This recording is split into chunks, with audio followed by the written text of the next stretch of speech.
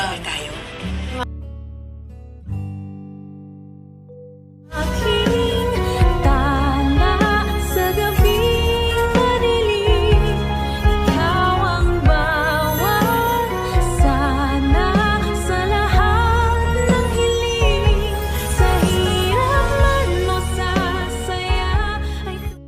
Ay, grabe talaga nangyari yung sabot kamay na pangharap na kung saan ipinakita na nga.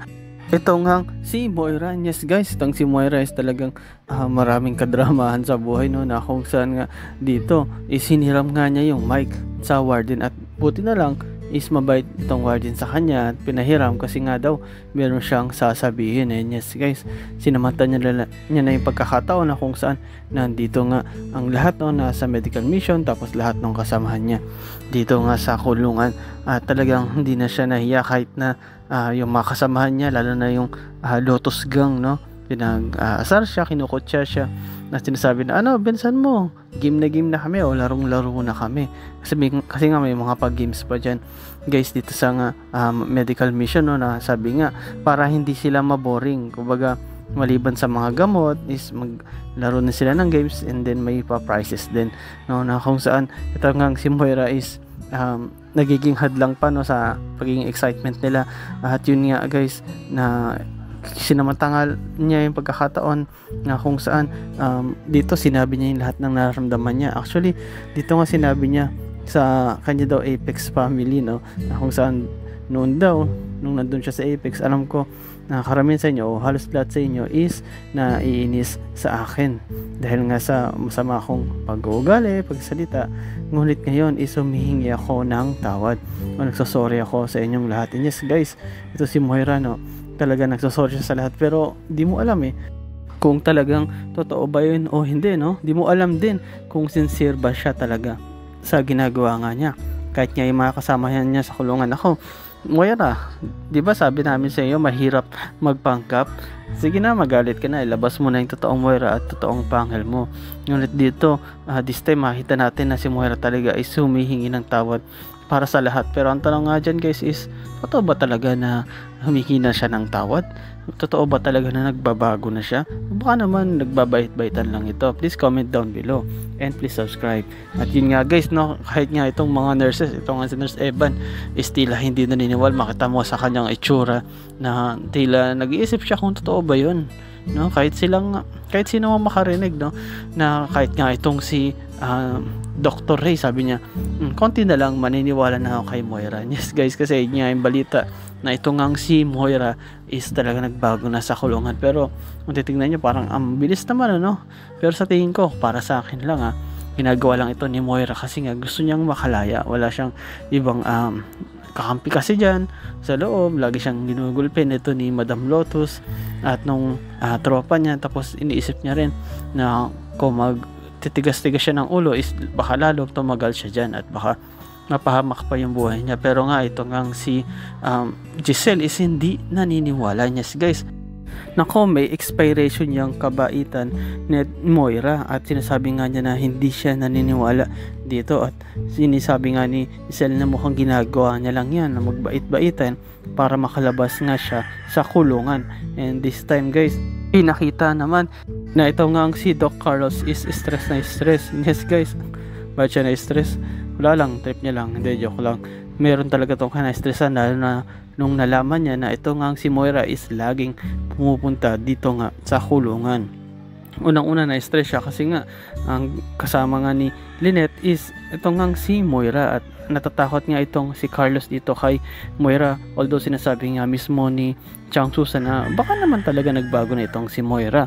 So bakit pa tayo matatakot at wala namang imposible na magbago ang isang tao doon sa kulungan. Pero kung isipin mo guys na ito nga si Moira is hindi siya ganun kadali magbago, no, na kung saan marami siyang ginawang kalokohan at kasamaan na talagang deserve niya na makulong. Pero yung pinapakita niya kabaitan is mukhang hindi yun okay at natatakot nga si Carlos doon kasi nga baka anytime pwedeng sabihin ni Moira yung katotohanan na about doon sa mga kasamahan niya, kung sino yung kasi si Moira ang pinaka primary suspect at leader doon sa pagkidnap dito nga kay Don Pepe.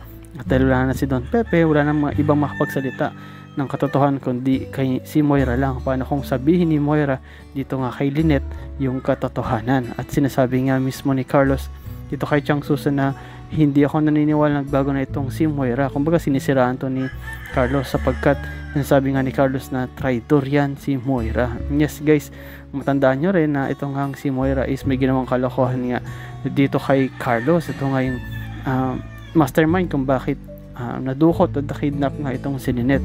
At nainis pa nga talaga si Carlos dito kay Moira, pero wala lang siya magawa kasi may nalalaman din itong si Carlos dito nga sa kidnapping. Kaya once na away niya itong si Moira is baka ilaglag siya neto.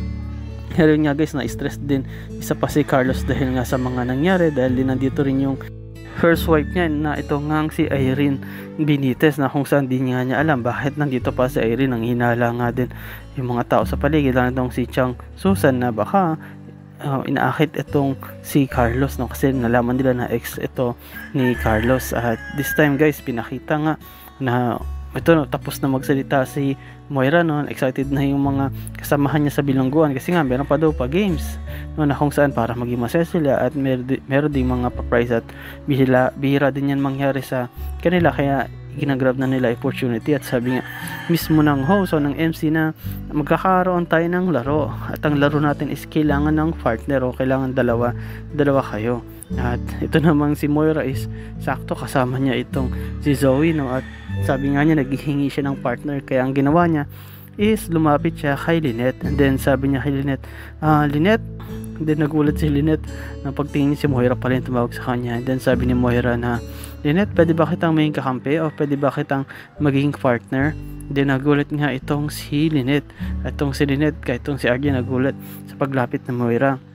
At di na talaga inaasahan na ganito na si Moira kasi tila mo nagbabait-baitan to. Kung maalala nyo rin last episode is talagang niligtas ni Moira itong si Lynette, no? Sa kapahamakan ng babagsakan ng box is biglang si Moira yung nabagsakan at niligtas nga niya itong si Lynette, kaya hindi rin siya makatanggi. Ngunit itong si RJ at si Lynette is nag-iisip kung papayagan ba nila si Lynette at ito nga si Moira is magkampi, kasi iniisip nga nila na baka may gawin na naman kalokohan tong si Moira dito kay Lynette, no? Baka ipahiya o baka gantihan ito this time, no? Kaya medyo nag-aalala sila, lalo na to si Lynette, di niya rin alam kung totoo ba talaga na nagbago na talaga itong si Moira. At niisip nga nila, bakit ako? Ang dami naman dyan. Nga itong si Zoe, sinasabi nga niya na please pagbigyan niyo naman si Moira kahit this time lang. Pero ang tanong dyan guys is, eto kayang si Moira is totoong nagbago na? O baka naman nagbago lang siya ng strategy, kunwari mabait, yung pala nagbabait-baitan para makalabas siya at para nga makaganti na rin dito nga sa mga tanyag. Kasi ayun naman talaga yung plano niya, no? Noon nung siyasaktan siya na gusto kong makalabas para gantihan tong si Lynette, lalo na tong si Giselle. Or talaga bang nagbago na itong si Moira? At ito kayang si Carlos, kailang kaya mabubuking sa totoong relasyon nila ni Irene at itong si Lynette? Ano kayang gagawin niya para maprotektahan sarili niya laban dito kay Moira? And yes guys, salamat sa panonood nyo sa aking channel, sa inyong pag-like, pag-comment at pag-share. At yun lang guys, ingat palagi, bye bye.